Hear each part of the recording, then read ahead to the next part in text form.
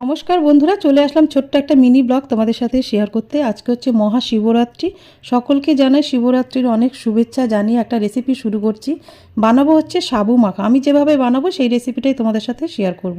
তা দেখো, সাবু মাখার জন্য সব কিছু রেডি করে গুছিয়ে নিয়েছি।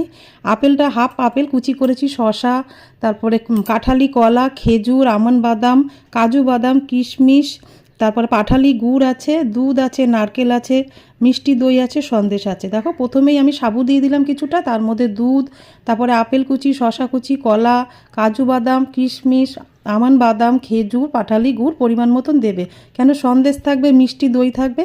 আর 100 গ্রাম মিষ্টি দই নিয়ে নিলাম, কিছুটা নারকেল কোড়া আর কিছু মাখা সন্দেশ নিয়ে নিলাম। নিয়ে ভালো করে দিয়ে এবার একটু হালকা বিট লবণ না দিলে না একদম ভালো লাগবে না খেতে। তা দেখো, ওপর থেকে একটু সন্দেশ দিয়ে মাখা, আমার সাবু মাখা একদম রেডি হয়ে গেল। স্পেশাল দিনে স্পেশাল মেনু। তোমাদের কেমন লাগলো অবশ্য কমেন্টে জানিও।